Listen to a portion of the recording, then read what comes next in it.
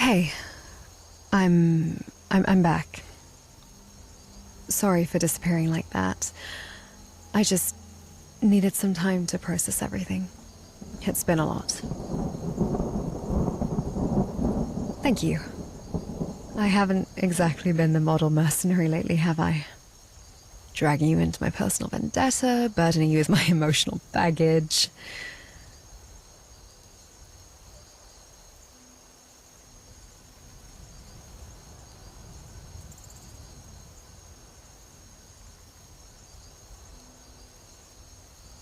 It's strange. I thought finding Medius would bring closure, but it's only left me feeling empty, hollow. Like these 6 years of waiting, training, mounted to nothing. I need time to think, to understand what all this means. Give me a day or two, please. I'm not ready to talk about it yet. It's complicated. Just give me some time to sort through these thoughts. Vengeance. It was my reason for existing, my driving force. And now it's gone. I don't know what to do. I'm going to need a bit more time for that thought to stew.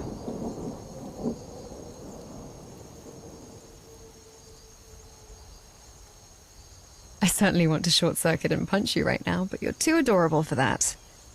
Truthfully, though, I appreciate the company.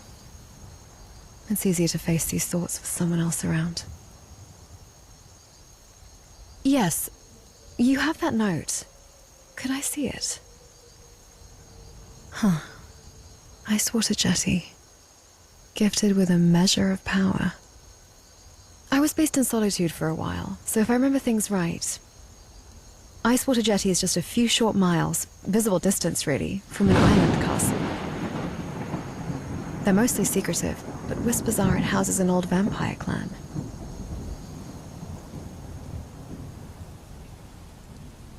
No, not now. Vengeance, it's a hollow pursuit. It's consumed me for so long, and for what? To find my father's killer dead, robbed of a true reckoning. Perhaps fate will lead us to those involved eventually. But I can't chase shadows any longer. Not like this. I need to find a new purpose. A reason to exist beyond vengeance. And perhaps a way to finally understand who I am, beyond the echoes of my father's dreams. Hey, I wanted to talk to you about all this. This vengeance that I sought, it feels meaningless now.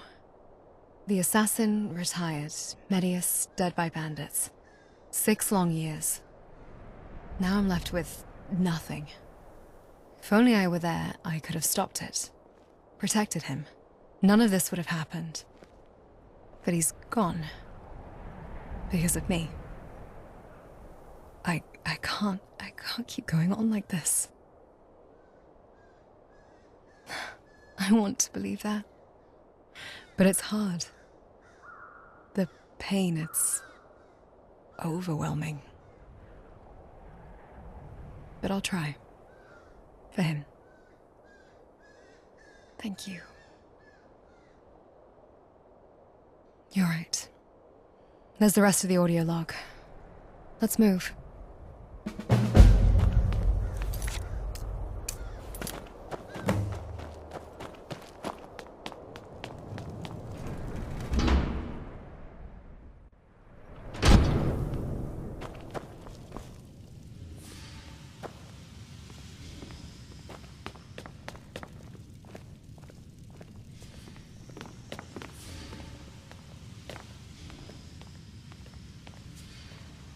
Those eyes. I don't need to ask how things went. Never mind that. Canas, I need to hear the rest of the recordings. All of them. Ashe. Are you sure that's wise? It might only cause you more pain. I've already gone through the gates of oblivion. What more can be done to me?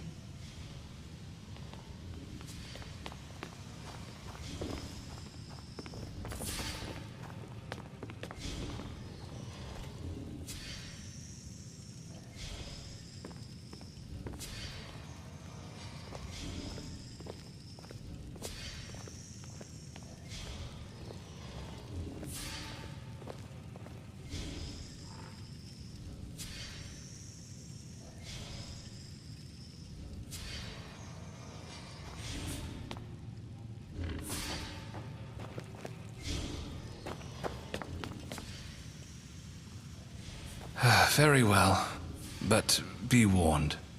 What you hear might be difficult to accept.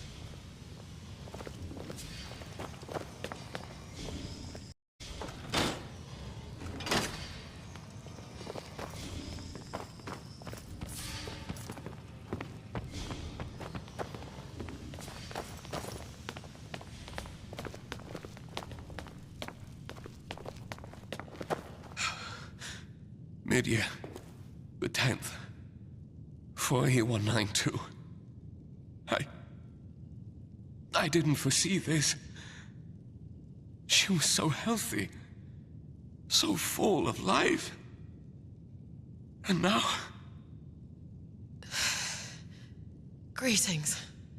From the edge of oblivion, it seems. Perhaps Akatosh is punishing us, Aryo, for tampering with forces beyond our comprehension. While we were searching for corundum in Blackreach, I touched a strange, glowing flower. Perhaps its spores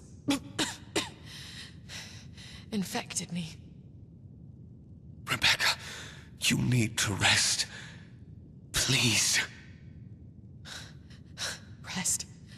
What's the point? There's no cure, no escape from this curse. Don't you see, Aryo? It's our fault. This obsession with unlocking forbidden knowledge, with achieving fame and power, it's consumed us, twisted our dreams into nightmares. Remember our walks in the garden, Aryo? The simple joy of the sunlight on our faces, the scent of blooming flowers, the dreams we shared of a family, a life filled with love, not machines and experiments. We talked to the priest. You were infertile. We could have adopted, Aryo. We could have built a family, even without children of our own.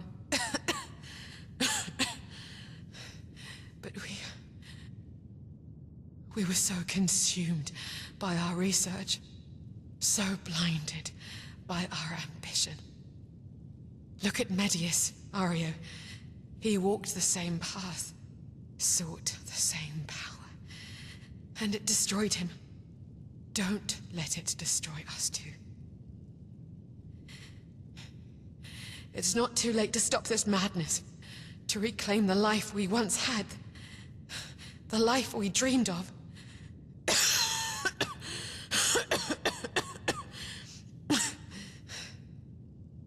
Please, rest. We won't have that life if you're not around to enjoy it with me.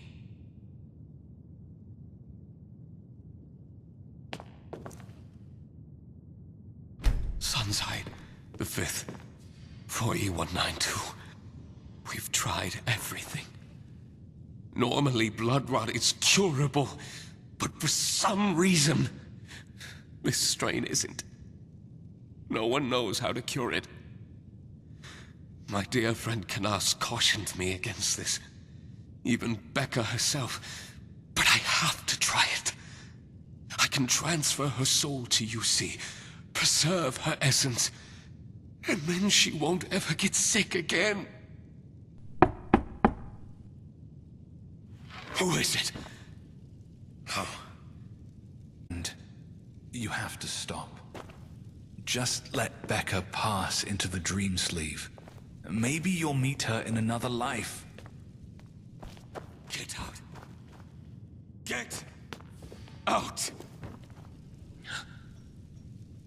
I have to. I have to try it. I cannot lose her.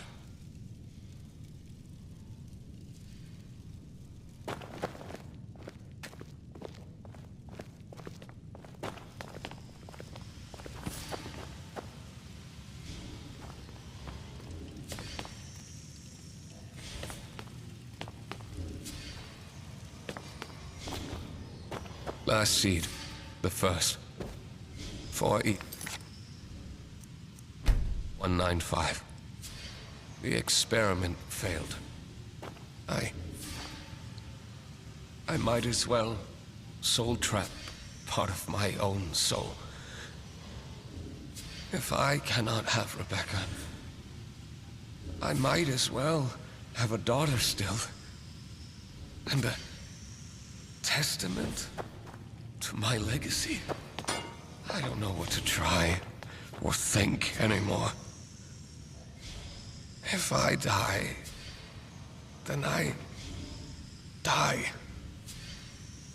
There'd be nothing to live for anyway.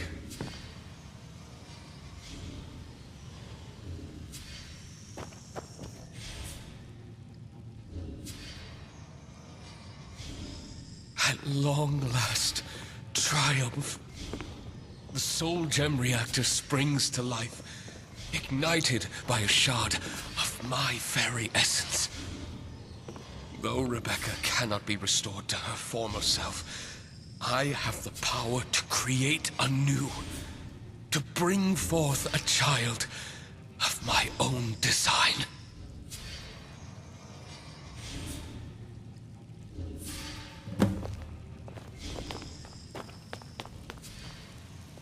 Audio entry, Hearthfire II, 4E195.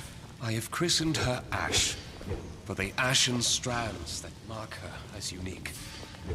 I have imparted to her a purpose, to live and experience. Though I wonder if she grasps the weight of these words. As I observe her, a father's pride swells within me, tinged with a whisper of regret for what might have been. I must find Rebecca's maintenance notes. Essential for Ashe's well-being. Perhaps Canas remembers them. He was always attentive to detail.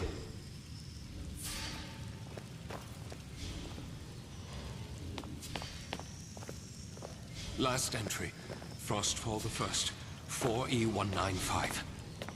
I've seen signs that my rival, Medius Attius, looks to plot against me. I told him about Ashe, and for whatever reason, he seems to not be happy about it, and harbor resentment, jealousy for my work and my wife. He has always dabbled in dealings with the Daedra, which is likely how he came to possess the Time Magic Wielder's notes. I see the end is inevitable. My efforts to enlist the help of the city guard were fruitless. The authorities in the Rift are only while a powerful mage cannot help me. Ashe is capable, but despite her pre-programmed sword proficiency, she wouldn't be strong enough as it is now to handle the assassins Medius might send. I need to send her away. In the meanwhile, I will include the recordings of this scrying device in her MID, her memory imprint device. Whenever she comes across these notes, I want her to know that I love her. Ashe, if you're listening, you are the product of hugely complicated processes. You were intended as the prototype of a cumulative automaton series, but truly were birthed as I gave a fragment of my own soul after grieving Rebecca. I've realized that my days of technological development are over. I did not plan to make new inventions. I just intended to live in solitude with you, my daughter. Perhaps teach you how to grow up, find love. I don't know.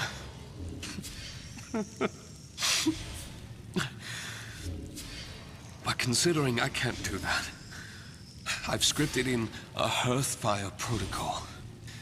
Ideally, finding love should come naturally, but in case you ever have difficulty, this should help you skip a few steps. Ashe, you are the closest to mortal that automatons can get. Besides needing maintenance occasionally and sustaining yourself mainly with magicka, but not food. But you do have taste receptors. You have hearing. You can experience the world as mortals do. You are powered by a soul. A fragment of my soul. So do not ever doubt your humanity. So go. Live and experience. If you ever lose your way, look to your friends. You'll probably have a life after I'm gone, so look to your memories about the choices you've made, the people you've met. They will tell you who you are. I love you. I don't know what to think. Ario, Rebecca. Am I more them or myself? A tool for labor, a failed attempt to save her. Then me. Born from his grief, his desire. Canas, you... Why did you not tell me all this time? Did you know about the scrying log? No, I didn't. But I had a feeling about what would be inside them. I knew of the general events. I had suspicions. They were just confirmed. So you still knew? Why? Ario entrusted you into my care. Me, a scholar still growing my whiskers with a mind made only for theorems and tomes. I thought the best path was to spare you as much anguish as I could. Point you in more productive directions than the past. Let you find your own way, without the specters of your parents haunting your every step. I see now that my hypothesis was flawed from its inception. You can't be serious. Flawed? My parents have haunted me ever since I found my father in a pool of his own blood 6 years ago. And you thought it best to keep me in the dark? These are my origins, my very existence we're talking about.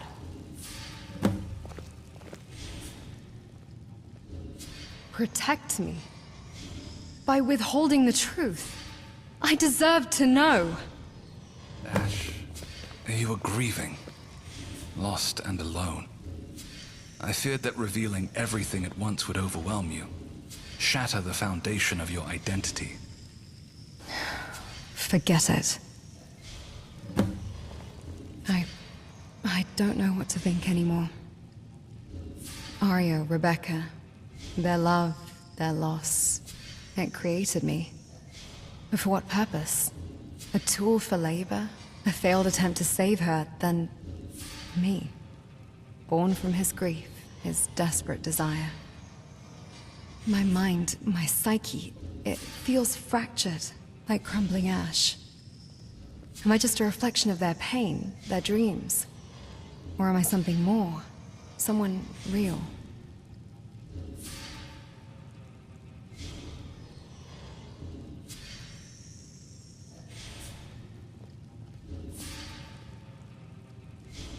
Life. To live and experience, he said. But to what end? Is there a purpose to my existence, or am I simply adrift? A hollow shell animated by a borrowed soul? Perhaps the answers I seek aren't about who I was made to be, but who I have become. The choices I've made, the paths I've walked. What's our next plan of action? I need to address several loose ends from my past. Choices I made, people I affected. I need to understand the consequences of my actions.